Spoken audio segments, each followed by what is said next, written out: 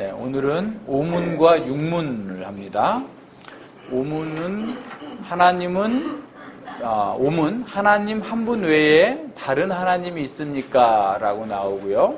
그 다음에 답은 오직 사시고 참되신 하나님 한 분만 계십니다. 이렇게 나오죠. 그 다음에 육문에서는 하나님의 신격에 몇 위가 계십니까? 하나님의 신격에는 성부, 성자, 성령 3위가 계시며 이 3위는 하나님이시요 본체가 하나이시며 권능과 영광이 동등하십니다. 라고 했어요. 그래서 이게 좀 많이 어렵기도 하고 또 처음 공부하시는 분들도 있고 해서 제가 이 프린트 했어요. 자, 요거를 보시면서 같이 여러 번 공부하신 분들은 이제 다 알겠지만 또 처음 공부하는 분도 있고 하니까 잘 따라오세요.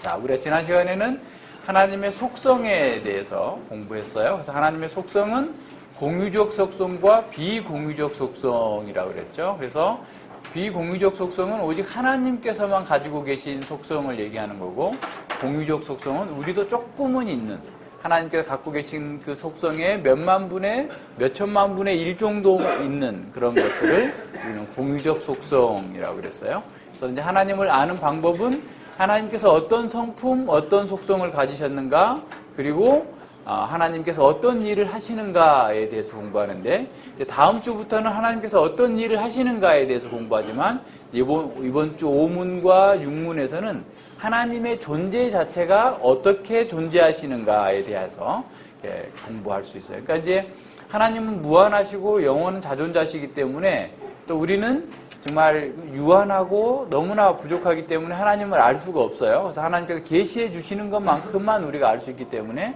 하나님의 계시를 통해서 하나님이 어떻게 존재하시는지를 알 수 있게 되는 겁니다. 그래서 하나님이 한 분이시다라고 하는 것을 잘 생각해야 돼요. 그래서 이제 하나님께서 자기를 나타내 보여주실 때 한 번에 다 나타내줘도 이렇게 몰라요.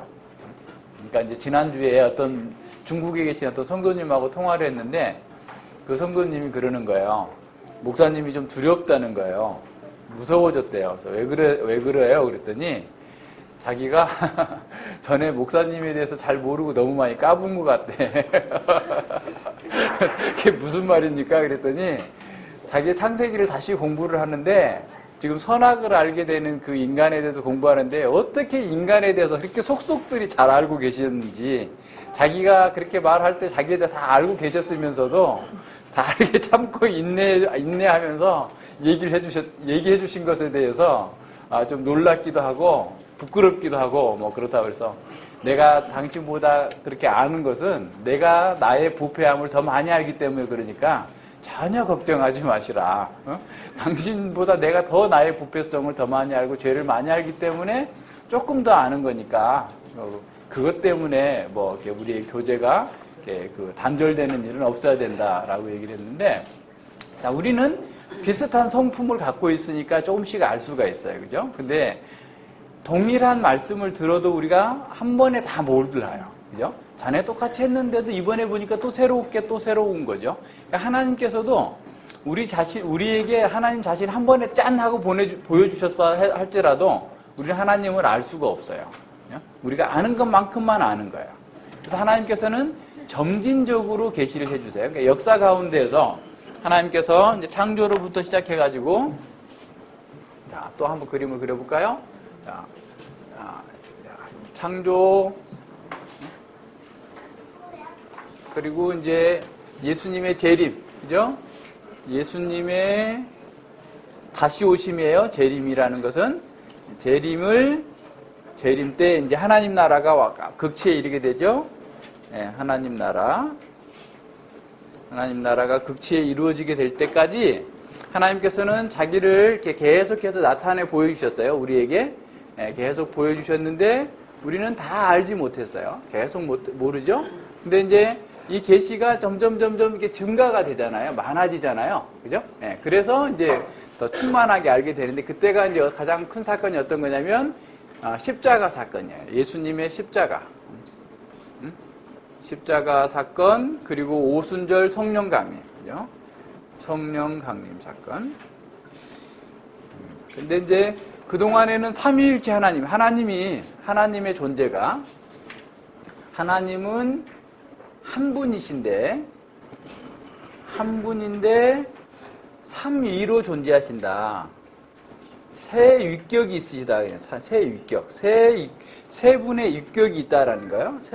삼위격이 있다라는 사실이 이게 한 번에 알려진 게 아니고 쭉 시간이 지나면서 그 계시들이 축적되면서 신약 시대에 와가지고 이제 신약 시대에 여기 전에는 구약이겠죠? 구약 시대, 신약 시대에 와서 하나님이 한 분이시면서 성부와 성자와 성령으로 계신다라고 하는 사실들이 분명하게 드러나게 됐어요. 근데 이제 지금도 우리가 안다고 해도 우리도 지금 제한적으로 알고 있어요. 그죠? 지금도 안전하게 알 수 없어요, 하나님을. 그런데 이제 이 예수님이 재림하고 하나님 나라의 극치가 이르면 새 하늘과 새 땅, 그죠? 새 하늘과 새 땅에 갔을 때는 이제 하나님을 우리가 얼굴과 얼굴을 대하여 볼 수 있다라고 그랬어요. 그러면 우리 하나님을 좀 더 온전하게 알고 하나님을 예배하고 찬양할 수 있을 거예요. 그래서 우리가 구약 시대에 많은 그런 삼위일체로 존재하신다라고 하는 시사들이 굉장히 많이 나타나요. 그러니까 시사점이 있다는 거예요. 그걸 삼위일체라고 얘기하면 안 되고 하나님이 삼위일체처럼 계시는 것으로 이게 보여지는 그런 시사점이 있어요. 가령 이제 아브라함을 찾아오신 여호와 하나님. 근데 여호와의 사자라고 그랬다가 여호와라고 그랬다가 자꾸 이렇게 왔다 갔다 하잖아요. 그래서 이제 어떤 학자는 여호와의 사자를 이제 그리스도의 현시다라고 얘기하기도 하고 삼위일체의 그림자적으로 나타나죠. 예를 들어서 그 삼손에게 태어났을 때, 삼손 마노아의 그 부모에게 찾아왔을 때도 여호와의 사자라고 하는데 그 여호와의 사자를 또한 여호와와 동일시하고 있는 그런 상황들이 나타나 보입니다. 어쨌든 구약 성경에서는 가장 중요한 것은 한 분 하나님으로만 계시됐어요.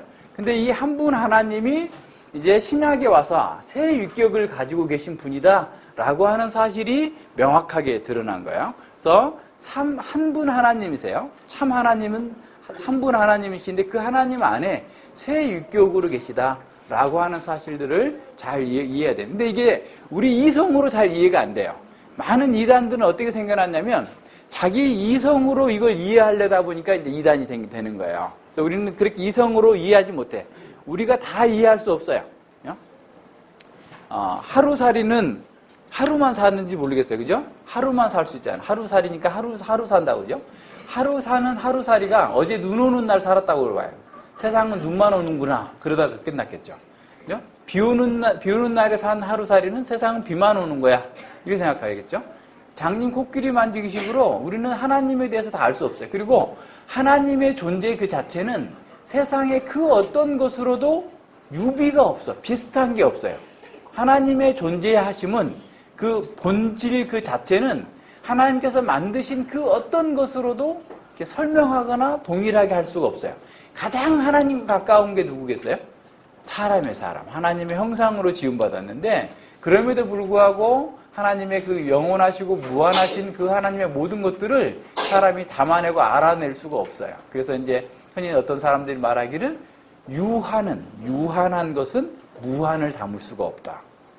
무슨 말인지 알겠죠? 유한은 무한을 담을 수 없어요. 그러니까 우리는 이런 한계를 늘 인식하면서 하나님께서 우리에게 계시해 주신 대로만 알아야 돼요. 자, 그럼 신약 성경에서 하나님이 삼위일체로 계신다라고 하는 것들에 대해서 몇 가지 구절들을 한번 찾아보면서 보도록 해요. 마태복음 3장을 한번 보세요.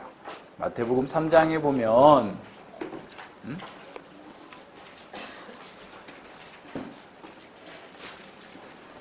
예수님께서 세례를 받으시는 사건이 나타나는데요. 예수님께서 세례를 받으세요. 세례 요한에게 13절, 마태복음 3장 13절. 이때에 예수께서 갈릴리로서 요단강에 이르러 요한에게 세례를 받으려 하신데 요한이 말려 가로되 내가 당신에게 세례를 받으려 할 터인데 당신이 내게로 오시나이까. 예수께서 대답하여 가라사대 이제 허락하라. 우리가 이와 같이 하여 모든 의를 이루는 것이 합당하니라 하신대 이에 요한이 허락하는지라. 예수께서 세례를 받으시고 곧 물에서 올라오실새 하늘이 열리고 하나님의 성령이 비둘기같이 내려오 자기 위에 임하심을 보시더니 하늘로서 소리가 있어 말씀하시되 이는 내 사랑하는 아들이요 내 기뻐하는 자라 하시니라 그랬어요. 자, 예수님께서 성자 하나님께서 이 땅에 오셨어요. 그런데 성령 하나님께서 그 위에 계시고 그리고 성부 하나님께서 하늘에서 이는 내 사랑하는 아들이요 내 기뻐하는 자라라고 말씀해주고 있어요. 자, 삼위 하나님으로 존재하시는가요? 그리고 변화산에서 변화되실 때도 한번 보세요. 그 마태복음 17장 17장에 보면 거기서도 역시 아주 영광스러운 구름, 하나님의 영광의 쉐키나가 그들을 가리고 있을 때에 그 소리가 나죠. 5절에 보면 말할 때에 호련히 빛난 구름이 저희를 덮으며 구름 속에서 소리가 나서 가로되 이는 내 사랑하는 아들이요 내 기뻐하는 자니 너희는 저희 말을 들으라 하는지라 그랬어요. 자, 성부 하나님과 성자 하나님이 각 위로 따로 계시는데 성부 하나님께서 성자 하나님을 인정해 주시고 있는 것이죠. 그 다음에 요한복음 14장 15, 14, 15, 16장에서는 뭐가 나오죠? 성령 하나님께서 우리의 구원을 적용해 주실 것이다 라고 보여주세요. 그래서 성령께서 우리에게 예수님을 증거하고 또 구원을 적용하실 거다라는 거예요. 자, 그 15장 한 군데만 봐요. 15장 26절, 27절 보면 내가 아버지께로서 너희에게 보낼 보혜사 곧 아버지께로서 나오시는 진리의 성령이 오실 때에 그가 나를 증거하실 것이요 너희도 처음부터 나와 함께 있었으므로 증거하리라. 자, 성령님께서는 누구를 증거한다고요? 예수님을 증거해요. 그리고 마태복음 28장 마지막에서 뭐라고 말씀하시죠? 성부와 성자와 성령의 이름으로 세례를 주라 그랬어요. 성부와 성자와 성령의 이름으로 세례를 주라. 그리고 이제 요한복음 그 마지막 20장 쪽에서도 보면 도마가 예수님의 부활을 도무지 믿지 못하고 있을 때 예수님께서 나타나셔가지고 내 손을 만져보고 내 옆구리에 손을 넣어봐라. 도마가 그렇게 말했거든요. 요한복음 20장 24절부터 한번 보세요. 자, 요한복음 20장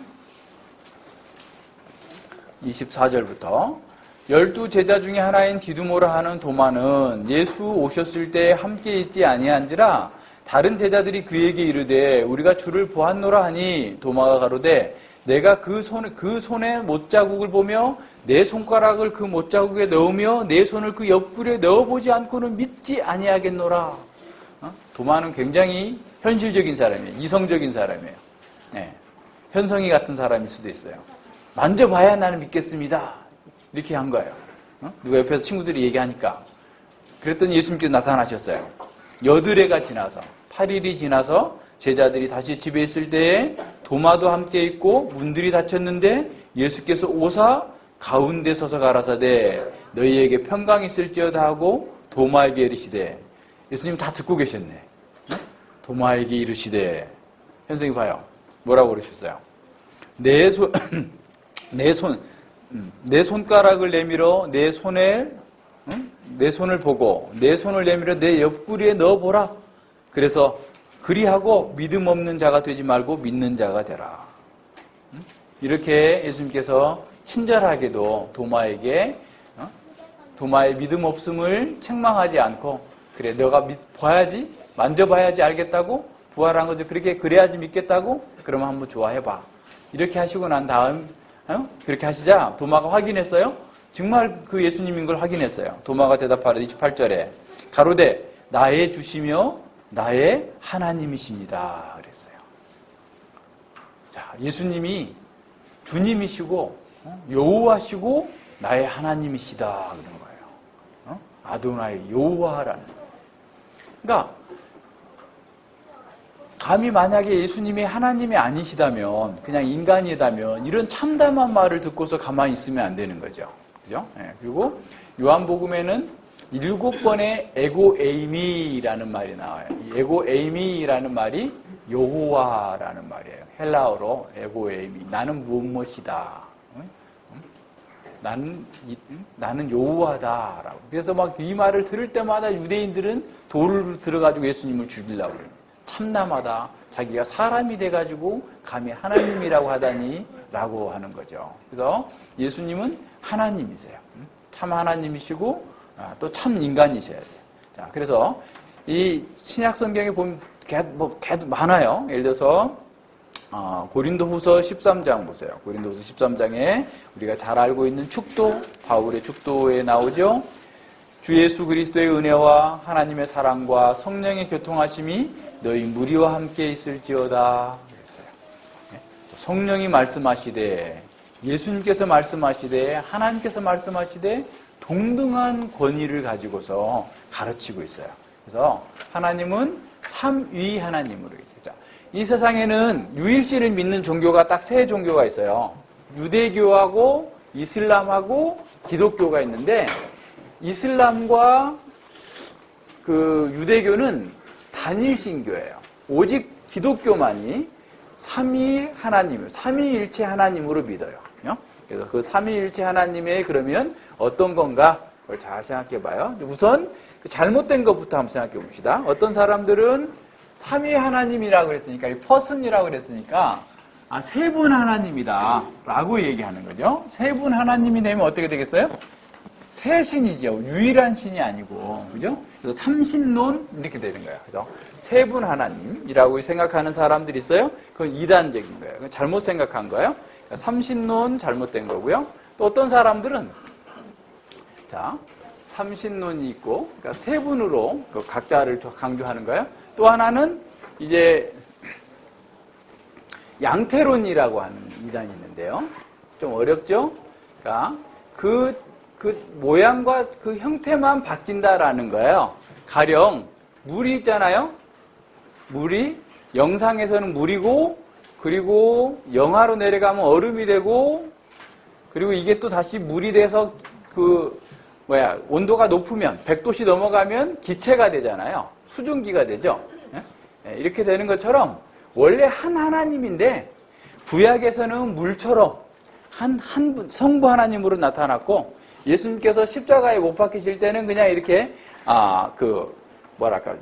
다시 사람의 몸을 입고 오셨고, 나중에 성령으로 이렇게 오셨다라고 생각하는 사람들이 양태론이에요. 이단이에요. 근데 이런 사람들이 지금도 있어요. 어떤 선교단체에 가면 지금도 그 교재에다 그렇게 써놨어요. 잘못됐다고 해도 안 고쳐. 이상한 사람들이죠. 네. 그리고 또 어떤 사람들이 양태론은 또 어떻게 하냐면, 예를 들어서 강태일 성도님이 회사에서는 사장님, 집에 아내한테는 남편, 찬이한테는 아빠인 것처럼 한 사람인데 남편이기도 하고 아버지이기도 하고 회사 사장님이기도 하고 이렇게 나타날 뿐이다 라고 생각하는 게 뭐예요? 양태론이에요. 그러니까 이 양태론적인 그 이단이 있고, 또 하나는 이제 많은데 하도 많아요. 그 성부우선설이라고 있어요. 성부우선설. 그러니까 성부 하나님만 아주 진짜 하나님이고, 성자 하나님과 성부 하나님은, 성령 하나님은 좀 모자란 하나님인 것처럼 생각하는 거예요. 그것은 다 잘못된 거예요. 그렇게 생각하면 안 돼요. 그래서 이제 그러면 성경에서 가르쳐주고 있는 대로 우리가 이제 삼위일체 하나님을 이해한다라고 할 때 어떻게 이해해야 되느냐 보면, 한 하나님이에요. 한 하나님인데, 그 하나님의 존재 방식이 성부, 성자, 성령으로 위격으로 세 분으로 존재하셔요. 그래서 이것을 우리는 이렇게 점선으로만 표현해야 돼. 점선으로만. 무슨 말인지 아시겠어요? 그러니까 이걸 뚝딱뚝딱 자르면 어떻게 되겠어요? 삼신론이 되는 거예요. 이 점선을 흐릿하게 돼버리면 양태론이 되는 거예요. 그래서 한 하나님이신데 그 위격 안에 세 위격으로 존재하신다라고 하는 사실을 기억하는 거예요. 그래서 이렇게 우리는 하나님을 믿는 거예요. 그것이 기독교의 진정한 믿음이에요. 자, 그런데 그것이 왜 이렇게 중요하냐? 그게 왜 이렇게 믿는 것이 중요하느냐? 이것을 우리가 잘 생각해야 돼요. 자, 여기 보세요. 이제 프린트물 보세요. 자, 보기를 한번 보세요. 4번. 4번에 보면 삼위일체에 대한 바른 이해를 보면 자, 거기 읽을게요.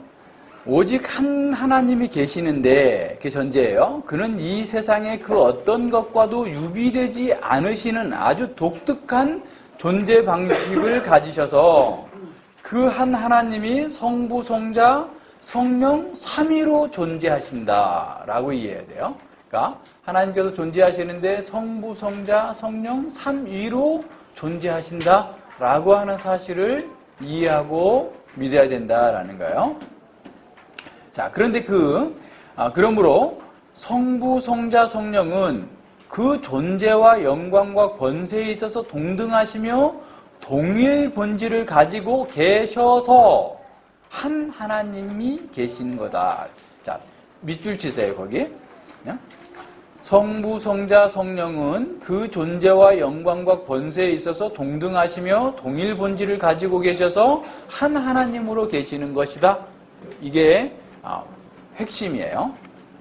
따라서 우리는 그러므로 본질적 존재에 있어서 각 위간에 종속적인 면이 없고 유격적 어미의 차이가 없어요. 유격적 영광과 종기에 대해서 전혀 차이가 없다라는 거예요. 따라서 우리는 계시를 따라서 이렇게 표현할 수 있다. 성부 하나님께서는 성자 하나님을 낳으시고 성자 하나님은 성부 하나님에 의해서 낳아지시며 성령 하나님은 성부와 성자로부터도 나오신다라고 하는 그 표현을 써서 설명하는 것이다라는 거예요. 자, 보세요. 그러니까 성부 하나님께서 성자 하나님을 낳으시고 여기서 낳으셨다라는 표현할 때 영원전에 낳으셨어요. 그러니까 시간 세계 이전에 낳으셨어요. 그러니까 우리가 지금 자꾸 시간의 개념을 생각하면 안 돼요. 그러니까 그 아리우스 2단이 되는 거예요. 그러니까 영원전에 낳으시고 그다음에 성부와 성자로부터 성령이 나오셨다. 그래서 이제 필리오쿠에라는 말이 있는데, 그걸 좀 찾아보세요. 거기 요한복음 15장, 요한복음 15장 26절 보세요. 요한복음 15장 26절. 아까 거기를 찾아볼 거 그랬네. 자.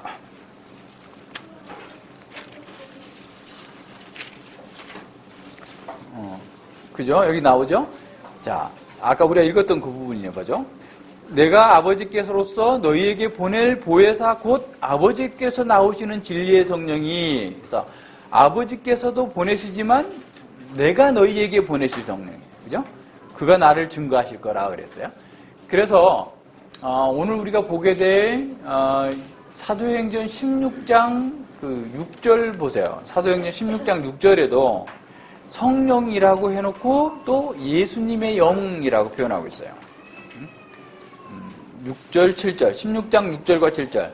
성령이 아시아에서 말씀을 전하지 못하게 하시거늘 부르기아와 갈라기아 땅으로 다녀가 무시아 앞에 이르러 비두니아로 가고자 애쓰되 예수의 영이 허락지 아니하시는지라 그랬어요. 성령님은 곧 예수님의 영, 하나님의 영. 그래서 성령 하나님은 성부와 성자로부터 나오시는 거예요. 그래서 그것을 잘 이해해야 되는데 지금도 동방교회, 러시아 정교회, 또 그리스 정교회 이런 사람들은 성자로부터 나온다라는 것을 믿지 않아요. 그 차이예요. 그래서 정교회에는 굉장히 많이 미신적인 것들이 많이 들어와 있고요. 캐톨릭처럼 정통교회에서 많이 이렇게 벗어나게 된 그런 상황이 된 거죠. 자, 그래서 그걸 잘 보시면 되고 밑에 각주도 있어요.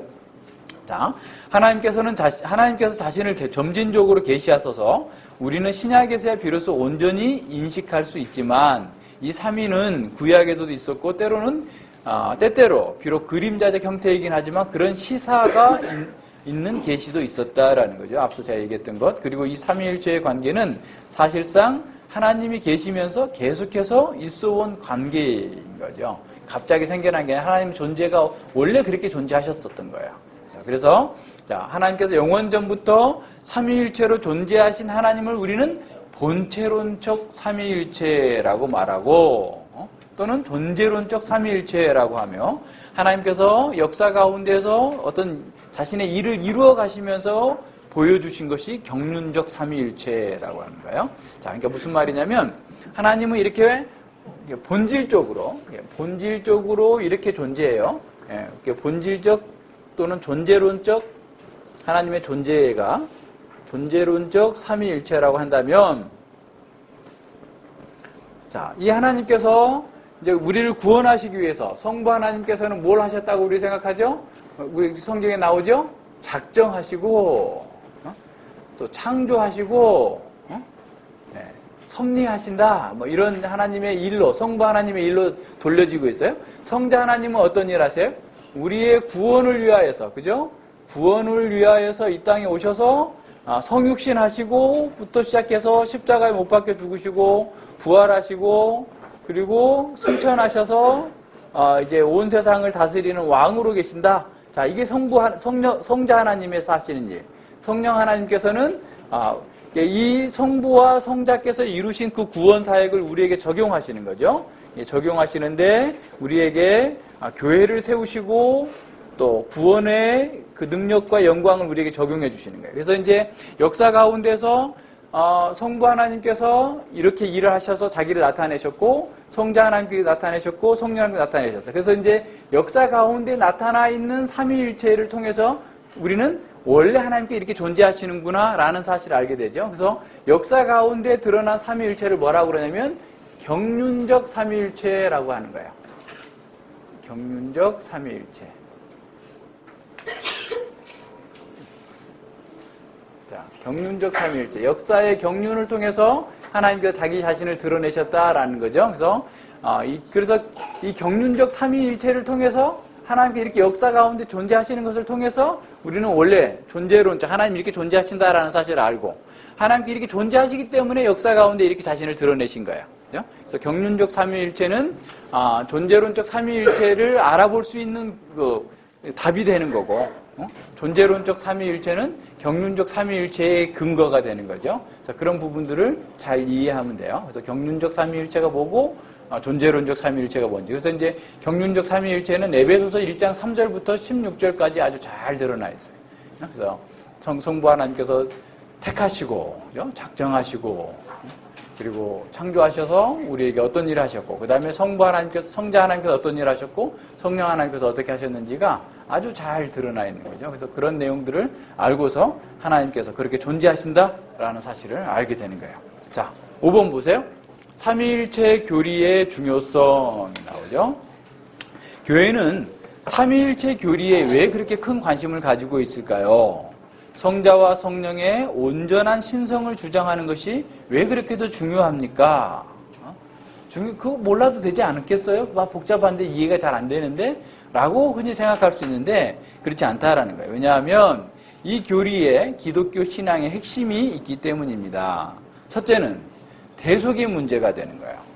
만일 예수님이 단순히 피조물일 뿐 완전하신 하나님이 아니었다면 피조물인 그가 어떻게 우리의 모든 죄를 인한 하나님의 진노를 감당할 수 있는지 이해할 수 없다라는 거예요.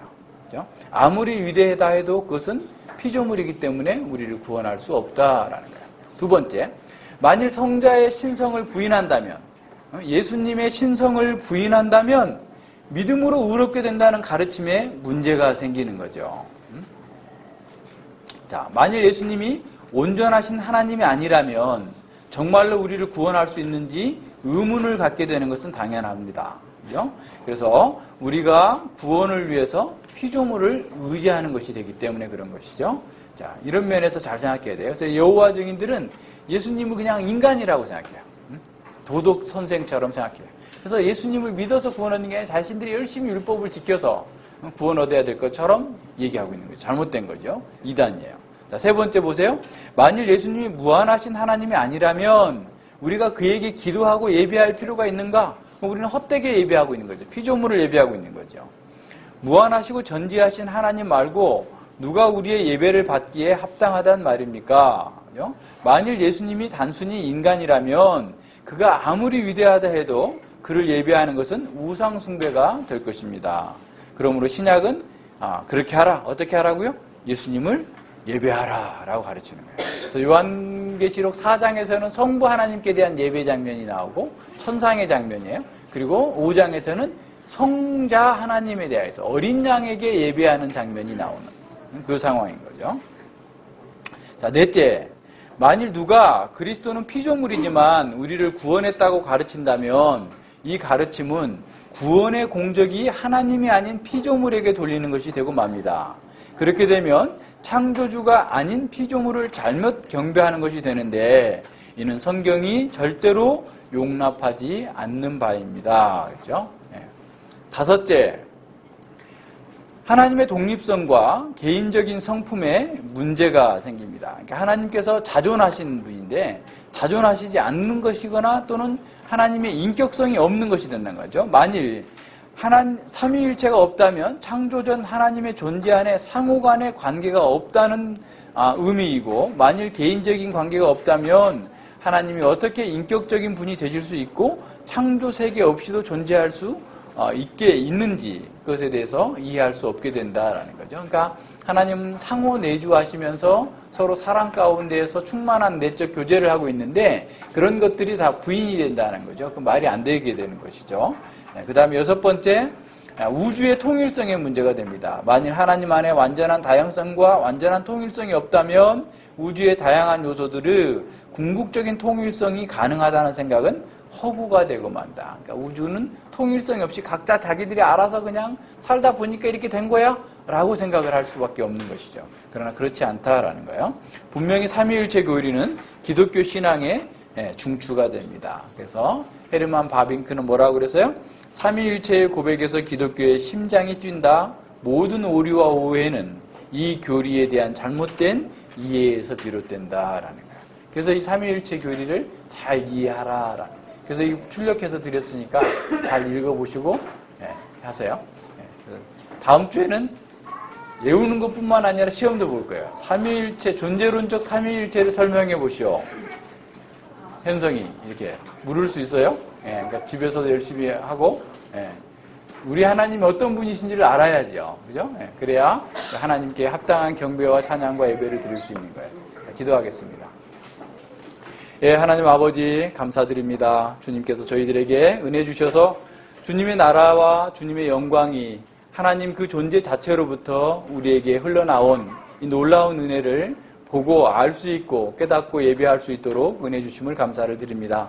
삼위일체 하나님으로 존재하신 그 하나님의 존귀하심과 영광과 능력을 저희들이 알면 알수록 더욱더 하나님을 바르게 예배하게 하여 주시고 주님을 더욱더 닮고 주님의 사랑 안에서 만족하며 즐거워할 수 있도록 인도하여 주시옵소서. 감사드리며 예수님 이름으로 기도드립니다. 아멘.